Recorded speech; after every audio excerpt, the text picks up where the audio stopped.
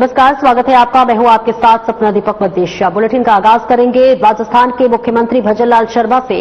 रविवार को मुख्यमंत्री निवास पर प्रसिद्ध कथावाचक पंडित प्रदीप मिश्रा ने मुलाकात की। इस दौरान सीएम शर्मा ने पंडित प्रदीप मिश्रा का स्वागत और अभिनंदन किया। इस दौरान उन्होंने भारतीय अध्यात्म, संस्कृति और सनातन पर चर्चा की। और इस बीच तस्वीरें आपको दिखा रहे हैं जहां राजस्थान के मुख्यमंत्री भजनलाल शर्मा से रविवार को मुख्यमंत्री निवास पर प्रसिद्ध कथावाचक पंडित प्रदीप मिश्रा ने मुलाकात की है। तस्वीरें दिखा रहे हैं जहां इस दौरान पंडित से मुलाकात की तस्वीरें दिखा रहे हैं। सीएम शर्मा ने पंडित प्रदीप मिश्रा का भव्य स्वागत और अभिनंदन किया और इस दौरान उन्होंने भारतीय अध्यात्म, संस्कृति और सनातन पर चर्चा की, जिसकी तस्वीरें हम आपको दिखा रहे हैं। मुख्यमंत्री शर्मा से कथावाचक प्रदीप मिश्रा की ये मुलाकात की तस्वीरें। भव्य स्वागत के साथ मुख्यमंत्री ने इनका अभिनंदन किया और इसी के साथ साथ तमाम भारतीय अध्यात्म और सनातन संस्कृतियों पर भी चर्चा की गई, उसके बारे में बताया गया।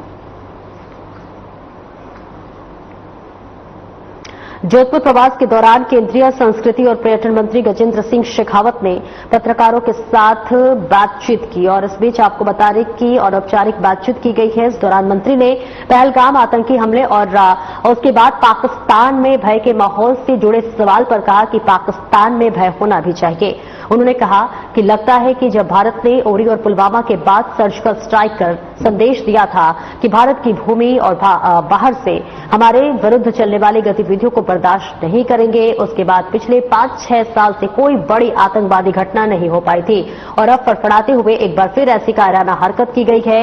वही शेखावत ने दो टूक कहा कि भारत अपने हितों की रक्षा करने में सक्षम भी है, समर्थ भी है और सशक्त भी है और स्वतंत्र भी है। पहलगाम में आतंकी घटना पर शेखावत ने कहा कि ये नया भारत है, घर में घुसकर मारेगा। साथ ही उन्होंने जातीय जनगणना के निर्णय को ऐतिहासिक बताया।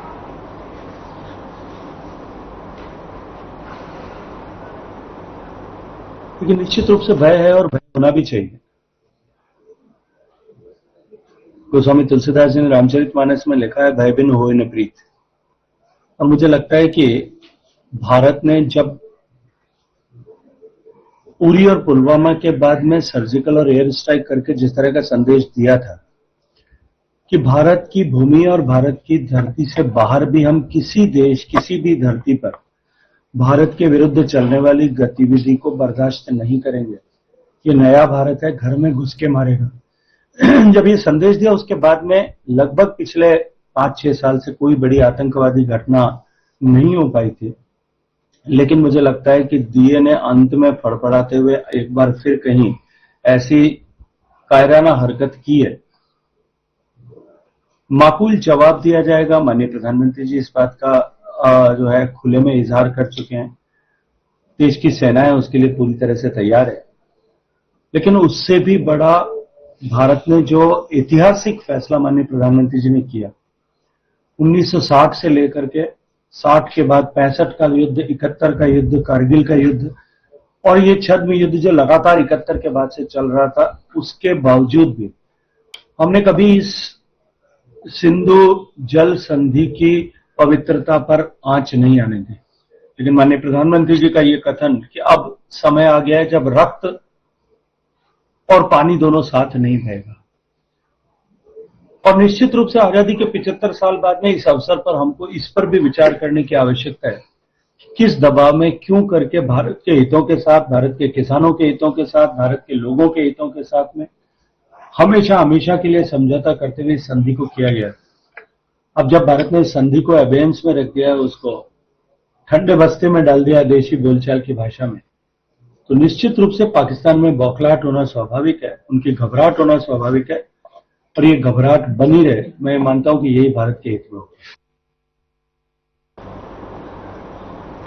जयपुर में जन स्वास्थ्य अभियांत्रिकी मंत्री कन्हैयालाल चौधरी ने बयान दिया है। उन्होंने कहा कि नागौर सांसद हनुमान बेनीवाल खिमसर में चुनाव हारे हैं, तब से मीडिया का ध्यान आकर्षित करने के लिए बचकानी हरकतें कर रहे हैं। वहीं चौधरी ने कहा कि हमारी पार्टी ने मजबूती से मिलकर खिमसर विधानसभा का उपचुनाव लड़ा और जीते और खिमसर में हनुमान बेनीवाल और उनकी पार्टी के कार्यकर्ता जिस तरह से गुंडागर्दी करते थे, ब्लैकमेलिंग करते थे, उसका खात्मा किया। उन्होंने कहा कि बेनीवाल जी ओछी लोकप्रियता पाने के चक्कर में मीडिया में लगातार अनर्गल बयान देते रहते हैं, बीजेपी विधायकों और मंत्रियों के खिलाफ अमर्यादित टिप्पणी करते रहते हैं। उनका मानसिक संतुलन बिगड़ चुका है और उन्हें किसी अच्छे मनोचिकित्सक से सलाह लेकर इलाज करवाना चाहिए।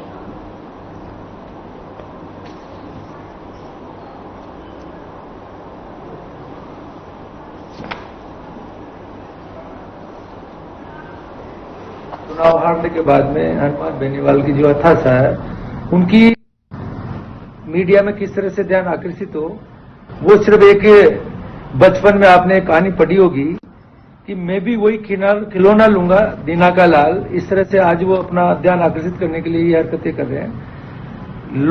अच्छी ओछी लोकप्रियता पाने के लिए ये सब चीजें कर रहे हैं। बाकी जिस तरह से चुनाव के अंदर हमारी सभी पार्टी के, हमारे सीआर चौधरी साहब, हमारी ज्योति मिर्धा जी, के बिश्नोई जी, सब पूरी टीम ने मिलकर जिस तरह से जो काम किया, आज उनकी जो वहां पे गुंडागर्दी चलती थी नागौर के अंदर, जिस तरह से वो एक तरह से ब्लैकमेलिंग करते, तो सर ब्लैकमेलिंग भजन लाल जी की सरकार में उनकी ब्लैकमेलिंग बंद होगी। सभी मंत्री उनकी कोई सुनता नहीं है। ये सब हताशा है, कभी न किसी के लिए क्या बोलते रहे, कभी किसी के लिए बोलते रहे। ओछी लोकप्रियता पाने की है, अपना ध्यान आकर्षित कैसे करें, बाकी इससे ज्यादा कुछ नहीं। मैं इन चीज को सीरियस में नहीं लेता हूं। अगर वो कोई ऐसी चीजें हैं जिसके लिए किसी को इल्जाम लगाते, कभी के बिश्नोई जी, कभी हमारे एसओसी मुख्यमंत्री के लिए ओछी भाषा का इस्तेमाल करते हैं, कभी किसके लिए क्या इस्तेमाल करते हैं, तो ये एक तरह से ओछी लोकप्रियता पाने के आजकल उनकी तरफ कोई मीडिया का ध्यान नहीं जाता। ऐसी बातें करके अपना ध्यान आकर्षित करना चाहते हैं। ये बिल्कुल निकृष्ट आदमी है। तो यही कहना चाहूं कि जिस तरह से आज उनकी मानसिक स्थिति है, किसी मनोरोग विशेषज्ञ को दिखाए और मनन मंथन करे जिससे उनकी तबीयत ठीक हो जाए। जिस तरह सूचना प्रौद्योगिकी और संचार मंत्री कर्नल राज्यवर्धन राठौर की अध्यक्षता में योजना भवन में शनिवार को आयोजित एक उच्च स्तरीय बैठक में साइबर सिक्योरिटी को और अधिक सुदृढ़ करने के लिए व्यापक रणनीति पर चर्चा की गई। बैठक में तकनीकी उन्नति, मानव संसाधन और प्रक्रियाओं के विकास पर चर्चा की गई। मंत्री कर्नल राठौर ने बैठक में साइबर सिक्योरिटी के लिए समग्र दृष्टिकोण की आवश्यकता पर बल दिया। उन्होंने कहा कि साइबर सिक्योरिटी केवल सॉफ्टवेयर या फिर हार्डवेयर तैयार करने तक सीमित नहीं है। इसके लिए 3 प्रमुख तत्वों जैसे कि पीपल, प्रोसेस और टेक्नोलॉजी का समन्वय जरूरी है। उन्होंने जोर दिया कि केवल तकनीक पर निर्भर रहना पर्याप्त नहीं है, इसके लिए स्वदेशी तकनीक को बढ़ावा देना होगा ताकि विदेशी निर्भरता कम हो।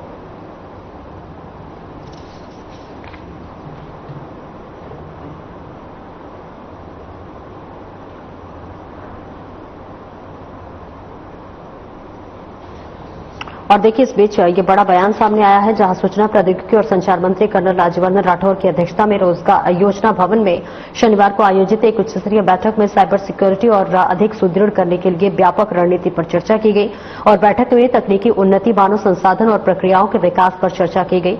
मंत्री कर्नल राठौर ने बैठक में साइबर सिक्योरिटी के लिए समय दृष्टिकोण की आवश्यकता पर बल दिया। उन्होंने कहा कि साइबर सिक्योरिटी केवल सॉफ्टवेयर या फिर हार्डवेयर तैयार करने तक सीमित नहीं है। इसके लिए 3 प्रमुख तत्व जिसमें पीपल, प्रोसेस और टेक्नोलॉजी का समन्वय बेहद जरूरी है। उन्होंने जोर देकर कहा कि केवल तकनीक पर निर्भर रहना पर्याप्त नहीं है, इसके लिए स्वदेशी तकनीक को बढ़ावा देना होगा ताकि विदेशी निर्भरता कम हो।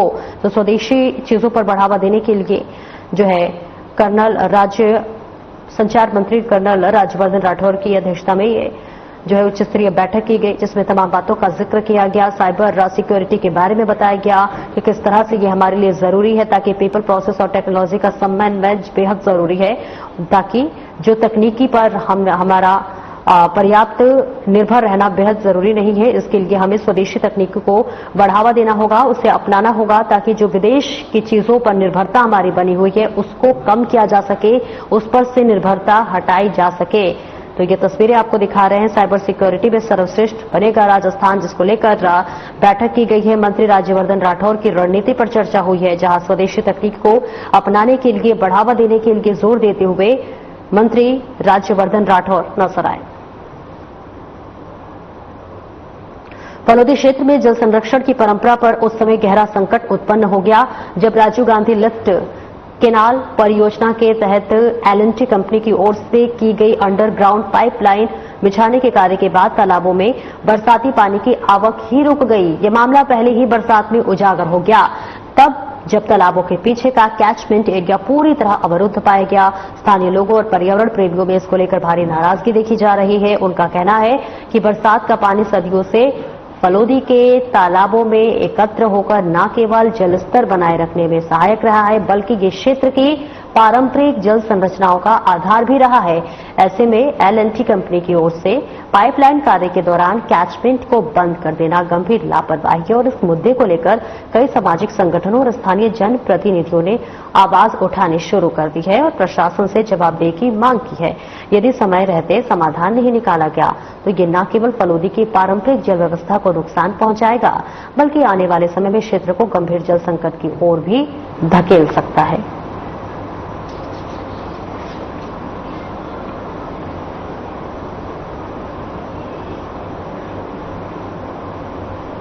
और फलोदी क्षेत्र में देखिए जल संरक्षण की परंपरा उस समय अधिक गहरा संकट उत्पन्न हो गया है जब राजीव गांधी लिफ्ट कैनाल परियोजना के तहत L&T कंपनी की ओर से की गई अंडरग्राउंड पाइपलाइन बिछाने के कार्य के बाद तालाबों में बरसाती पानी की आवक ही रुक गई। ये मामला पहली ही बरसात में उजागर हो गया जब तालाबों के पीछे का कैचमेंट एरिया पूरी तरह से अवरुद्ध पाया गया। लेकिन इस बीच आपको बता दें कि स्थानीय लोगों और पर्यावरण प्रेमियों में जो है इसको लेकर भारी नाराजगी देखी गई, गुस्सा देखा गया, रोष देखा गया और उनका कहना है कि बरसात का पानी सदियों से फलोदी के तालाबों में एकत्र होकर न केवल जल स्तर बनाए रखने में सहायक रहा है बल्कि ये क्षेत्र के पारंपरिक जल संरचनाओं का आधार भी रहा है। और ऐसे में L&T कंपनी की ओर से पाइपलाइन कार्य के दौरान कैचमेंट को बंद कर देना गंभीर लापरवाही है।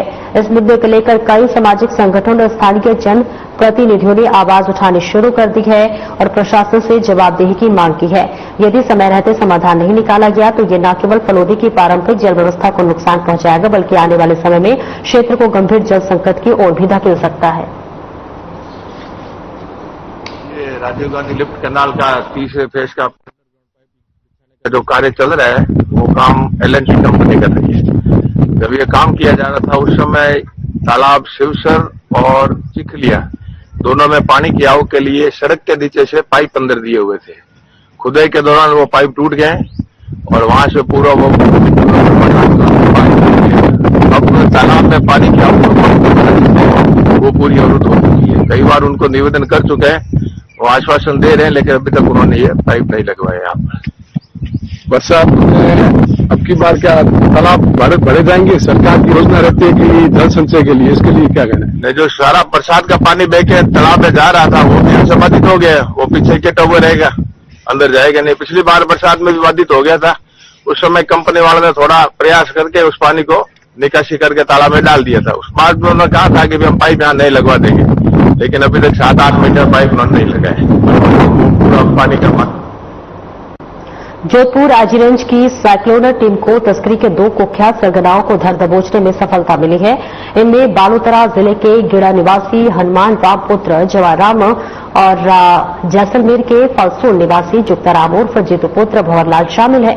हनुमान राम की गिरफ्तारी पर 40,000 रुपए का इनाम घोषित था। हनुमान पहले पकड़े गए सरगना जसाराम उर्फ जसिया को सेनापति था और इसके खिलाफ दर्जनों प्रकरण दर्ज है। इसमें से मारपीट और छीना झपटी, मादक द्रव्यों और तस्करी, चोरी, आर्म्स एक्ट, गृह भेदन, धोखाधड़ी और पुलिस पर फायरिंग के मामले में दर्ज है। ये साइक्लोनर टीम का 100वां ऑपरेशन था।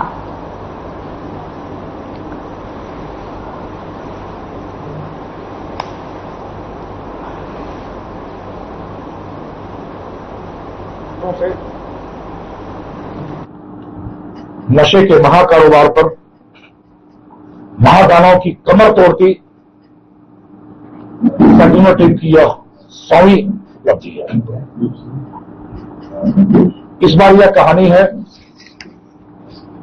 नशे की दुनिया के एक स्वयंभू और बेताज बादशाह बन बैठे अपराधी हनुमान राम, जो कि जिला क्षेत्र का रहने वाला है। पिछले 3.5 वर्षों से फरार, करीब 1 दर्जन मामले जिसके खिलाफ है, जिस पर 40,000 रुपए का इनाम है और जिसकी गिरफ्तारी के लिए ऑपरेशन कपी शरण चलाया गया था। एक लंबे समय तक कड़ी मशक्कत के बाद यह अपराधी अपने एक और दुर्दांत साथी, जो कि नशे के कारोबार का वह भी महातस्कर है, उसके साथ पकड़ा गया। विराटनगर क्षेत्र में देर शाम को अचानक मौसम में बदलाव के कारण धूलभरी आंधी चलने लगी। धूलभरी आंधी के बाद तेज हवा और बूंदाबांदी के साथ बिजली की गर्जना हुई। मैड कस्बे के मुख्य बस स्टैंड पर एक आवासीय मकान में तेज धमाके के साथ आकाशीय बिजली गिरने की घटना से हड़कंप मच गया। सभी घर वाले बाहर निकले। घटना से एक बच्चा घायल हो गया। धुआं साफ होने के बाद देखा तो कचरे की छत में पट्टी टूटने के कारण बड़ा छेद हो गया। आकाशीय बिजली के कारण घर के इलेक्ट्रॉनिक उपकरण जल गए और बिजली वायरिंग भी जल गई। खिड़कियों के कांच टूट गए, जिसके कारण लाखों रुपए का सामान खराब हो गया। घायल बच्चे का उपचार कराया गया।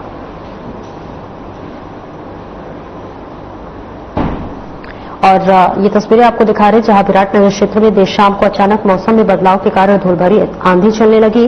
धूलभरी आंधी के बाद तेज हवा और बूंदाबांदी के साथ बिजली की गर्जना भी हुई। और ऐसे में आपको बता दें कि मैड कस्बे के मुख्य बस स्टैंड पर एक आवासीय मकान में तेज धमाके के साथ आकाशीय बिजली गिरने से घटना से हड़कंप मच गया। ऐसे में सभी घर वाले बाहर निकले। देखा घटना से एक बच्चा घायल हो गया था। धुआं साफ होने के बाद देखा तो कमरे की छत में पट्टी टूटने के कारण एक बड़ा सा होल हो गया था। आकाशीय बिजली के कारण घर के इलेक्ट्रॉनिक उपकरण भी जल गए थे और ऐसे में बिजली वायरिंग भी जल गई। खिड़कियों के कांच टूट गए थे, जिसके कारण लाखों रुपए का सामान खराब हो गया और घायल बच्चों का उपचार कराया गया।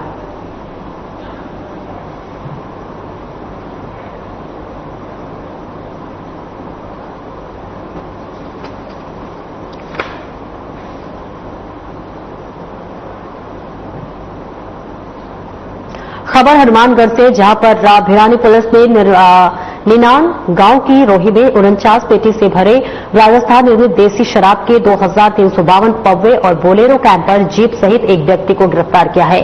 डीएसपी संजू कटेवा के निर्देशन में भिरानी थानाधिकारी सुरेंद्र कुमार के नेतृत्व में सरजीत को 2352 पौवे शराब और जीप सहित गिरफ्तार किया गया। पुलिस की कार्रवाई के दौरान एक अन्य आरोपी पवनपुत्र शेषपाल जाट निवासी शिवदानपुरा बुढ़ेट मौके से फरार हो गया। गिरफ्तार सरजीत और फरार हुए पवन जाट के खिलाफ आबकारी एक्ट के मामले दर्ज किए गए हैं और ऐसे में कार्रवाई करने वाली पुलिस टीम भी एएसआई कुंजीलाल, एचसी राजकुमार, कांस्टेबल साहब राम, अंकित और विक्रम शामिल रहे।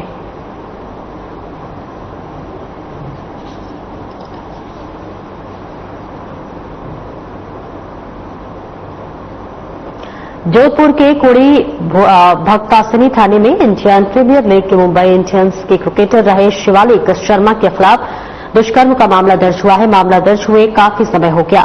इसमें पीड़िता का मेडिकल और कोर्ट में बयान समेत अन्य कार्रवाई पूरी हो गई है। पुलिस क्रिकेटर की तलाश कर रही है और ऐसे में उसकी कभी भी गिरफ्तारी हो सकती है। आरोप है कि क्रिकेटर ने सगाई कर शादी का झांसा देकर शारीरिक संबंध बनाए। एएसपी आनंद सिंह ने बताया है कि शिवालिक के माता पिता अगस्त 2023 में जोधपुर आए थे। इसके बाद दोनों की सहमति से सगाई हो गई। युवती की रिपोर्ट के बाद से ये मामला दर्ज हुआ था। मामले की जांच कोड़ी भक्तासनी थाना प्रभारी कर रहे हैं। गवाहों के बयान लिए जा रहे हैं। आपको बता दें कि शिवालिक शर्मा वडोदरा का रहने वाला है। शिवालिक साल 2024 में मुंबई इंडियन की टीम में था। ऑलराउंडर के रूप में खेलता है। रणजी ट्रॉफी में वडोदरा के लिए खेल चुका है।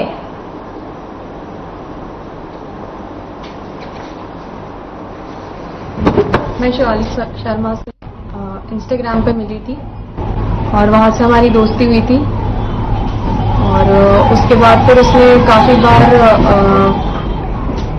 काफी बार उसने शादी करने की बात बोली, बट उसने उस दौरान काफी बार फिजिकल रिलेशनशिप्स बनाए मेरे साथ और उसी बीच में उसके पास मेरे काफी सारे फोटोज भी थे जो मैं अनअवेयर थी और उसने शादी की बात बोलकर और जब मैंने बाद में प्रेशर बनाया उसके ऊपर शादी का और मेरे परिवार वालों ने, तो उसने पहले मुझे ब्लैकमेल करना स्टार्ट किया। तो मैं अपने पेरेंट्स के सामने डायरेक्टली नहीं बोल पा रही थी, बट वो जब मुझे परेशान देखे तो उन्होंने शिवालिक के पेरेंट्स से बात करने की कोशिश की। तो वहां से भी मेरे पेरेंट्स को बदतमीजी करके निकाल दिया गया था और फिर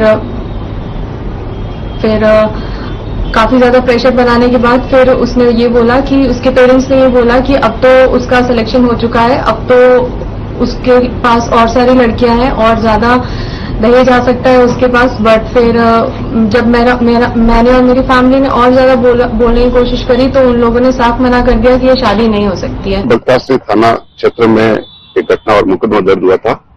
इसमें सेक्टर 2 में एक पीड़िता ने मुकदमा कराया था। उसका ये कहना था कि वो फरवरी 2023 में बड़ौदा गई हुई थी अपने मित्रों के साथ घूमने के लिए, तो उसका परिचय शिवालिक से हुआ था। शिवालिक से परिचय होने के बाद उनके फोन पे बात होती रहती थी और उनके नजदीकियां बढ़ती गई। उसके बाद कुछ समय बाद उनके माता पिता और उनसे भी आपस में बातें होती रही। फिर उनके माता पिता और शिवालिक जोधपुर आया था। जोधपुर अगस्त 2023 में आए थे। उसके बाद इनके दोनों परिवारों के बीच में बात होने के बाद उनकी एंगेजमेंट हो गई, सगाई हो गई। सगाई होने के बाद दोनों के आपस में बातचीत और नजदीकियां बढ़ती गई और उसके कुछ समय बाद वो वापस जोधपुर आया था, सेक्टर 2 में उसके घर पे उनके आपस में रिलेशन, सेक्सुअल रिलेशन वगैरह भी हुए और उनके मित्रता बढ़ती गई।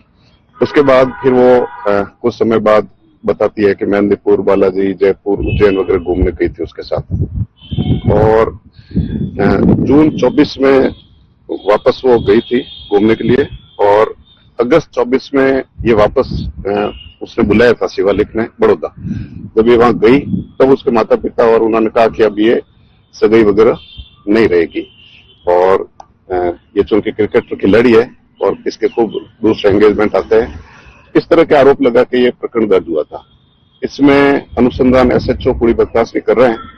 उसमें 180 BNSS और 183 BNSS कोर्ट में बयान हो गए। उसके मेडिकल मुआयना करवा दिया, घटनास्थल का निरीक्षण किया और गवाहों के बयान लिए जा रहे हैं और अनुसंधान जारी है।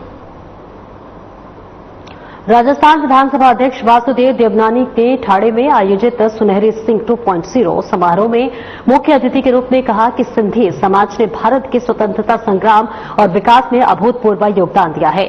उन्होंने इस समाज की उद्यमशीलता और त्याग की सराहना करते हुए कहा कि आज भी यह समाज छोटे से बड़े उद्योगों में सक्रिय है।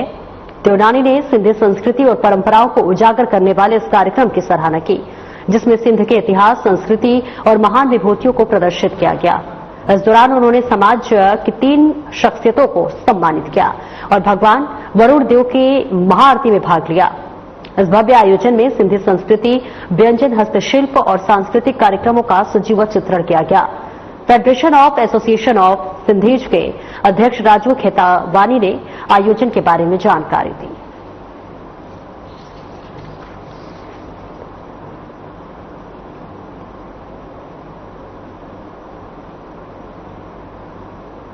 राजस्थान में एसआई भर्ती को रद्द करने और राजस्थान लोक सेवा आयोग के पुनर्गठन की मांग को लेकर आरएलपी सांसद हनुमान बेनीवाल ने अपने समर्थकों के साथ शुक्रवार को सीएम आवास का घेराव करने की कोशिश की। इस दौरान पुलिस ने सांसद और उनके समर्थकों को गिरफ्तार कर संगानेर सदर थाने ले जाया गया, जहां बेनीवाल ने कहा कि यह गिरफ्तारी महज एक ट्रेलर है और आने वाले दिनों में सरकार को पूरी पिक्चर दिखाई जाएगी। सांसद ने राज्य सरकार पर तीखा हमला करते हुए कहा कि जब आरपीएससी के 2 सदस्य जेल में हैं और एसओजी फर्जी अभ्यर्थियों की जांच कर रही है, फिर भी सरकार चुप है। बेनीवाल ने निजी विश्वविद्यालयों के खिलाफ भी असंतोष जताया और कहा कि सत्ता में आने के बाद वही नेता मौन हो गए जो पहले इन मुद्दों पर मुखर थे।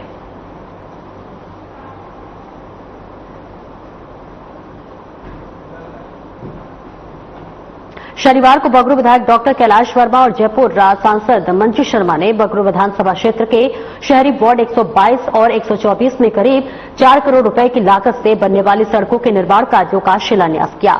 इस मौके पर जयपुर नगर निगम ग्रेटर की महापौर डॉक्टर सौम्या गुर्जर, स्थानीय पार्षदगण, बीजेपी पदाधिकारी, मंडल अध्यक्ष और गणमान्य नागरिक उपस्थित रहे। विधायक डॉक्टर कैलाश वर्मा ने बताया कि पिछली सरकार में आगरा रोड क्षेत्र की अनदेखी हुई थी, लेकिन अब मुख्यमंत्री भजनलाल शर्मा के प्रयासों से 12 करोड़ रुपए की राशि स्वीकृत की गई है। इस राशि से बगरू क्षेत्र में सड़कों का जाल बिछाकर स्थानीय नागरिकों को लाभ मिलेगा। शिलान्यास में मंगल विहार, विनायक विहार, बालू बाबा की ढाड़ी समेत अन्य क्षेत्रों से सीसी और डामर सड़क निर्माण कार्यों का आरंभ किया गया। डॉक्टर वर्मा ने आने वाले समय में सीवरेज, पेयजल और पार्कों के विकास को प्राथमिकता देने की बात कही।